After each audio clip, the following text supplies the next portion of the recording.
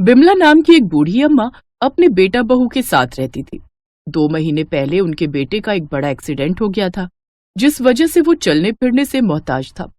बिमला की बहू सरस्वती का 7वां महीना चल रहा था। घर में कमाने वाला कोई नहीं था। इस वजह से पिछले 2 महीने से बिमला ही थोड़ी बहुत सब्जियां वगैरह बेचकर घर का खर्चा चला रही थी। सर्दियां आई तो साग का सीजन आ गया। बिमला ने सोचा कि क्यों न वो पास के गांव से बढ़िया साग लाकर बेचे, तो उसकी कमाई अच्छी होगी। इसी विचार से एक दिन बिमला बाजार में साग बेचने जाने लगी। अम्मा, तुम ये साग को इतना साफ क्यों कर रही हो? मैंने तो देखा है दुकानदार ऐसे ही बांध कर बेच देते हैं। तभी तो लोगों को साग पसंद नहीं आता। जरा बहुत भी घास फूस साग का स्वाद खराब कर देती है। अब मैं भी गंदा साग बेचने लगूंगी तो मैं भी तो फिर कोई कमाई नहीं कर पाऊंगी। मैं चाहती हूँ लोगों को बढ़िया साग मिले और लोग दोबारा मेरे पास आएं। इसलिए थोड़ी मेहनत करने में क्या हर्ज है। अच्छा, मैं साग बेचने जा रही हूँ। वापसी में रमेश की दवाइयां लेती हुई आऊंगी। तुम भी भूखी मत रहना, समय पर रोटी खा लेना। ऐसी हालत में भूखा रहना कोई अच्छी बात नहीं। मैंने थोड़ा साग घर पर भी रख दिया है, बना लेना। अम्मा इस उम्र में भी कितनी मेहनत कर रही हैं। पता नहीं मैं कब ठीक हो पाऊंगा। बिमला की उम्र भले ही 60 बरस थी, पर वो इस उम्र में भी बहुत मेहनती थी। उसने ठेले पर साग रखा और बेचने के लिए बाजार निकल पड़ी। बिमला मंडी पहुंची तो वही गाय जो हमेशा से बिमला की प्रतीक्षा करती थी खड़ी हुई थी। गौ माता, मैं जानती थी तुम मेरा इंतजार कर रही होगी, पर आज मैं सब्जियां बेचने नहीं लाई। आज मैं हरा हरा साग लेकर आई हूँ। ये लो, हरा भरा साग खाओ। अच्छा, तो तुम्हें साग स्वादिष्ट लग रहा है। वैसे भी हरी सब्जियां तो तुम्हारी पसंदीदा हैं। अब रोजाना ही तुम्हें बढ़िया ताजा हरा हरा साग खाने को मिलेगा। अब अगले कुछ महीनों तक मैं साग ही बेचने वाली हूँ। अपनी हाँ में उत्तर देते हुए गौ माता ने भी एक आवाज निकाली। पहले दिन बिमला के कुछ बंधे हुए ग्राहक साग खरीद कर ले गए। अम्मा, तुम्हारा साग सबको बहुत पसंद आया था।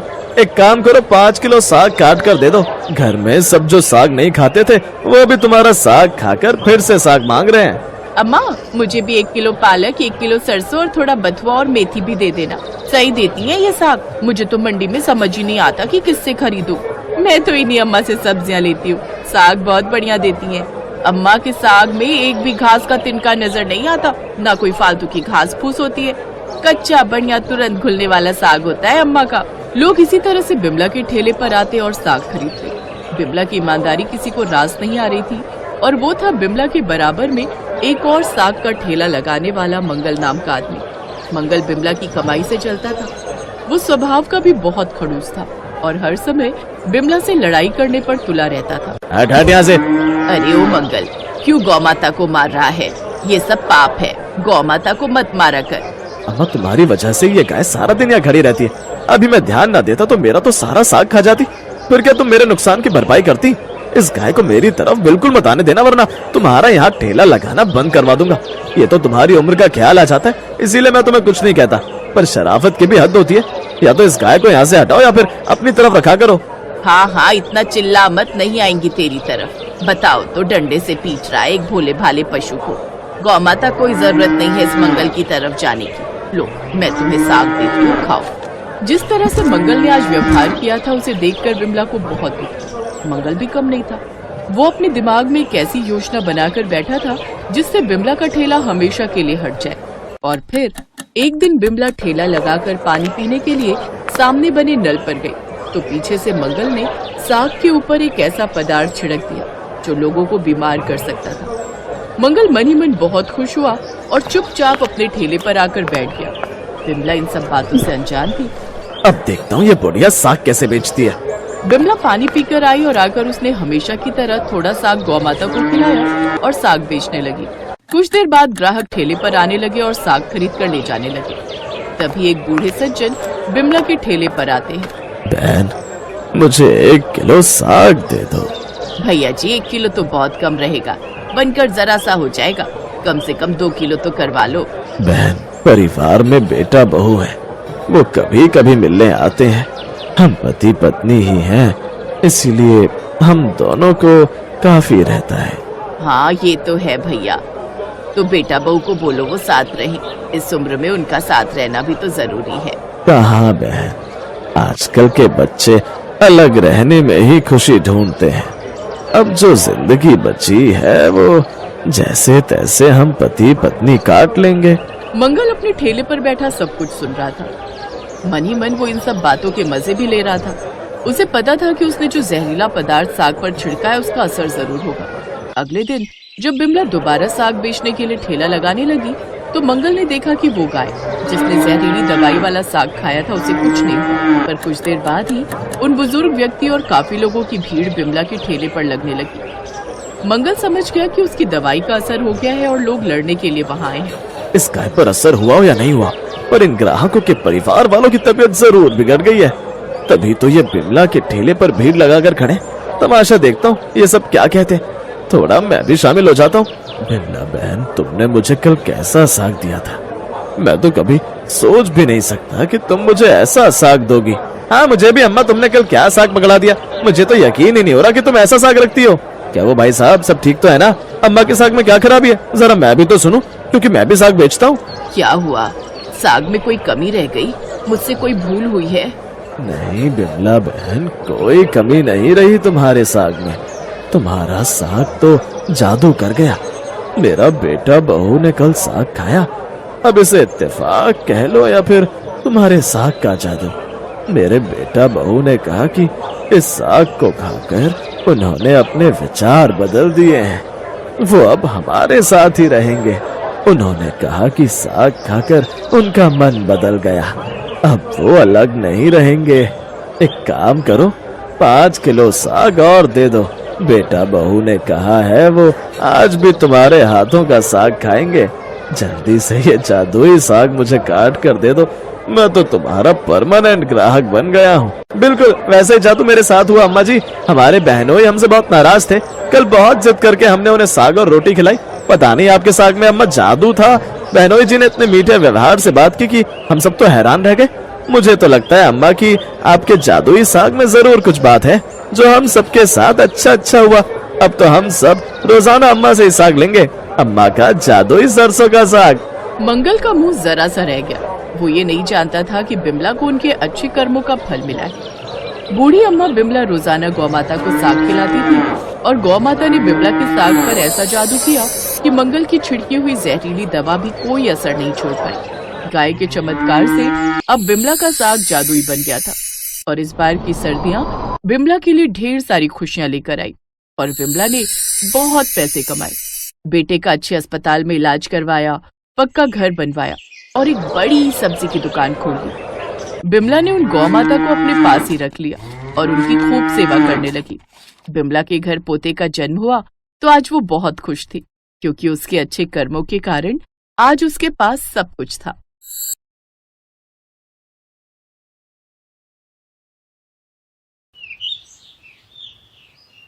विजय अपने माता पिता और अपनी बहन नैना के साथ रहता था। विजय की माँ अंबिका देवी को पालक की सब्जी बहुत पसंद थी, लेकिन उनके घर में किसी और को पालक की सब्जी पसंद नहीं थी। अंबिका देवी ने 15 दिनों बाद आज पालक की सब्जी बनाई थी। तभी वहाँ अंबिका सभी को खाना परोसती है और खाने में पालक की सब्जी देखकर विजय कहता है, ये क्या माँ, तुम्हें तो पता है कि मुझे पालक बिल्कुल भी पसंद नहीं, फिर तुमने पालक क्यों बनाया? भैया कभी कभी पालक खाना अच्छी बात होती है, पालक में आयरन पूरा होता है, अब खा भी लीजिए, इतने ड्रामे मत करो।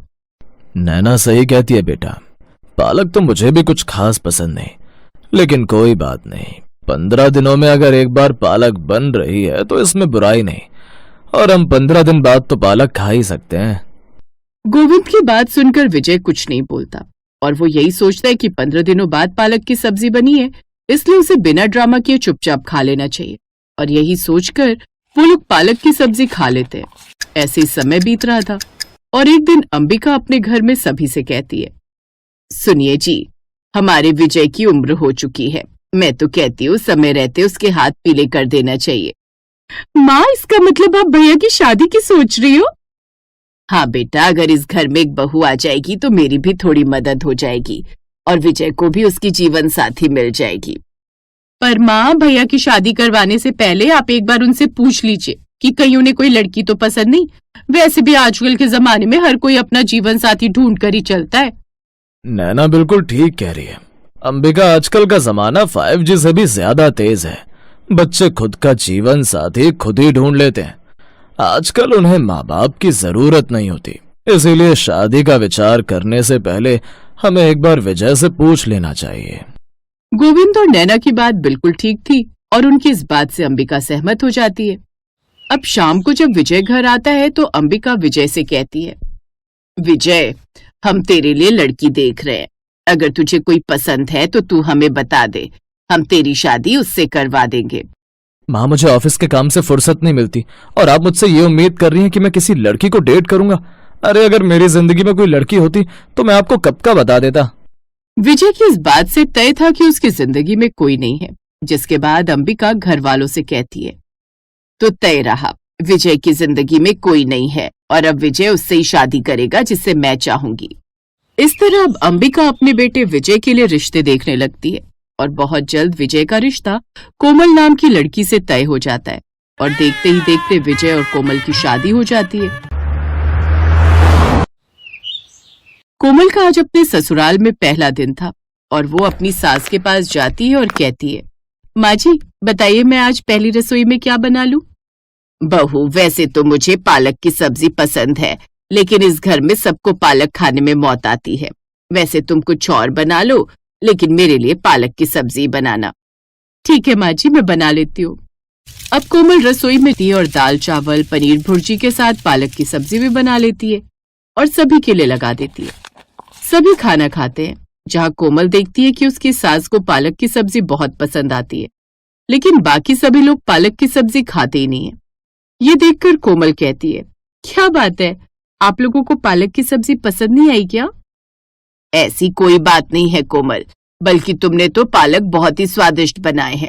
लाओ, मुझे थोड़ा और परोसो। तभी उसकी ननद नैना कहती है, भाभी, दरअसल माँ को पालक बहुत पसंद है, लेकिन हम में से किसी को भी पालक पसंद नहीं है, लेकिन बाकी का खाना तो आपने बहुत अच्छा बनाया है।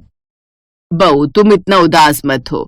मैंने तुझे बताया था ना, इन लोगों को पालक खाना पसंद नहीं, और तुझसे मैंने पालक सिर्फ अपने लिए बनवाया था। पर कोई बात नहीं, आज तूने गलती से सभी के लिए बना दिया, पर आगे से मत बनाना, क्योंकि इन लोगों को पालक खाने में आफत आती है। जी माँ जी। इस तरह सभी लोग खाना खाकर अपने अपने काम में व्यस्त हो जाते हैं। अब अगले दिन कोमल की सास उसे पालक लाकर देती है और कहती है, कोमल बहू, कल तूने पालक की सब्जी बहुत अच्छी बनाई थी। ऐसा कर कि मेरे लिए तू आज भी पालक ही बना लेना, बाकी लोगों के लिए कुछ और बना देना।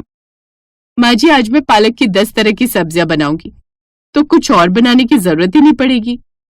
लेकिन बहू, तू तो जानती है ना कि घर में मेरे सिवा और कोई पालक नहीं खाता, फिर भी तू 10 तरह की पालक की सब्जी बनाएगी। कहीं ऐसा ना हो कि वो सारी सब्जियां बर्बाद हो जाए। ऐसा कुछ भी नहीं होगा माँ जी, आप बस देखते जा रहे कि सभी लोग कैसे उंगलियां चाट चाट कर पालक की सब्जियां खाएंगे। अब कोमल ने पालक की 10 अलग अलग तरह की सब्जियां बनाई और सभी को खाना परोसा। सभी ने पालक की 10 तरह की सब्जियां देख मुंह बना लिया और, ये क्या, पालक? आप लोग हरी सब्जी देखकर मुंह क्यों बना रहे हो? अरे एक बार ये 10 तरह की पालक की सब्जियां खाकर तो देखो। कोमल के कहने पर अब सभी लोगों ने पालक की सब्जी खाई। उन्हें वो सब्जी काफी पसंद भी आती है और सभी उसकी तारीफ करते हुए कहते, कोमल, पालक भी इतनी अच्छी लग सकती है, हमें तो पता ही नहीं था। सचमुच पालक की सभी सब्जी बहुत अच्छी लग रही है। हाँ भाभी, भैया सच कह रहे हैं। कोमल की सास ये सुनकर बहुत खुश हो जाती है और वो मन ही मन कहती है, इससे अच्छी क्या बात हो सकती है कि मेरे परिवार के सभी लोगों को पालक इतनी पसंद आई। अब तो मैं रोज ही पालक बनवाऊंगी और रोज पालक खाऊंगी। अब होता भी यही है। अगले दिन भी कोमल की सास उसे पालक लाकर देती है और कहती है, कोमल, कल तुमने बहुत अच्छी पालक की सब्जी बनाई थी, आज भी तुम पूरे 10 तरह की पालक की सब्जियां बना लो। कोमल भी खुश होकर पालक के पकौड़े, पालक का पुलाव, पालक की दाल और इस तरह की 10 डिश बना लेती है। सभी लोगों को वो डिश भी बहुत पसंद आती है और सभी उंगलियां चाट चाट कर खाते हैं। अब तो रोज यही होता। कोमल की सास ढेर सारी पालक लाकर दे देती और पालक की 10 तरह की सब्जी बनाने को कहती है। कोमल भी रोज पालक की 10 तरह की सब्जी बनाती है, लेकिन जल्दी ही कोमल भी पालक खाकर बोर हो जाती है और एक दिन वो अपनी सास से कहती है, माँ जी, मुझे भी लगता है कि हम बहुत ज्यादा ही पालक खा रहे हैं, अब हमें दूसरी सब्जियां भी खानी चाहिए। मेरा मतलब है कि पालक खाना अच्छी बात है, लेकिन रेगुलर बेस पर शायद नहीं। लेकिन इसकी क्या जरूरत है कोमल, तुम बहुत अच्छी पालक बनाती हो और पालक बहुत फायदेमंद भी होता है। हम पालक ही खाएंगे। लेकिन माँ जी। चुप कर, बहुत बोल रही है। और इस तरह कोमल की सास रोज पालक की 10 तरह की सब्जियां ही बनवाती। कोमल के साथ साथ घर के सभी लोग पालक खाकर परेशान हो गए थे, लेकिन अंबिका देवी पालक बनवाना बंद ही नहीं कर रही थी। समय गुजरता है और गुजरते समय के साथ ऐसे ही एक दिन विजय की बुआ घर आती है। तब भी कोमल ने पालक की सारी डिशेस बनाकर लगा दी। ये देखकर बुआ जी कहती हैं, लगता है आप सभी को पालक बहुत पसंद है।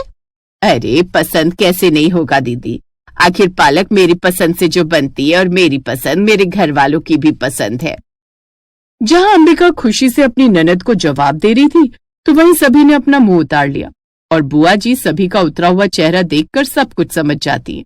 रात में बुआ जी कोमल के कमरे में पहुंचती हैं और कहती हैं, क्या बात है कोमल, लगता है तुम्हारी सास पालक के सिवा कोई और सब्जी तुम्हें बनाने नहीं देती। क्या बताओ बुआ जी, मैंने तो सोचा था कि माँ जी को पालक खाना पसंद है, इसलिए मैंने 10 तरह की सब्जी बनाकर खिला दी।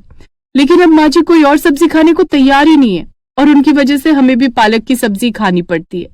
अब आप ही कुछ कीजिए ना, इसका कोई हल तो निकालिए। तो ये बात है। कोई बात नहीं बहू, जैसा मैं कहती हूँ अब तुम वैसा ही करना। अगले दिन जब कोमल खाना बना रही थी तो बुआ जी किचन में आती है और कहती हैं, कोमल बहू तुम पालक की सब्जियां बहुत अच्छी बनाती हो, लेकिन हम पालक सिर्फ स्वाद के लिए नहीं खाते बल्कि सेहत के लिए खाते हैं। अब तुम पालक को इतना तल भुन कर मत बनाना, बस प्याज और हरी मिर्च को थोड़ा सा तलकर उसमें डाल देना और जैसे ही वो थोड़ी पक जाए तो गैस बंद कर देना। पालक की सब्जी को फायदे के लिए थोड़ा कच्चा ही खाना चाहिए। अब कोमल ने वैसे ही पालक की सब्जी बनाई जैसे बुआ जी ने कहा था और सभी के लिए लगा दी। सभी लोगों का पालक को देखकर मुंह बन गया और कोमल की सास भी पालक को देखकर मुंह बनाने लगी। कोई भी ठीक तरह से खा नहीं पा रहा था। तभी कोमल थोड़ी दाल ले आती है और दाल देखकर सभी के मुंह में पानी आ गया। अब सभी लोग पालक की सब्जी छोड़कर दाल खाने लगे, सिवाय अंबिका के। कोमल, मुझे लगता है कि हमें पालक के अलावा दूसरी सब्जियां भी खानी चाहिए। हर रोज पालक अच्छी नहीं लगती। यही तो मैं तुम्हें समझाने आई थी कि हर रोज पालक की सब्जी खाना सही नहीं। माना कि तुम्हें पालक की सब्जियां पसंद है, लेकिन जरूरी नहीं कि हर किसी को वो पसंद हो। आप सही कह रही हो दीदी, इसमें शायद मेरी ही गलती है। आप सब मुझे माफ कर दीजिए। आगे से मैं किसी को भी पालक खाने के लिए फोर्स नहीं करूंगी। इस तरह अंबिका अब सभी से माफी मांगती है और सभी लोगों से माफ भी कर देते हैं। अब घर में हर तरह की सब्जी बनने लगी और हफ्ते में एक बार पालक भी बनती थी। इस तरह बुआ जी ने सभी की समस्याएं ही खत्म कर दी।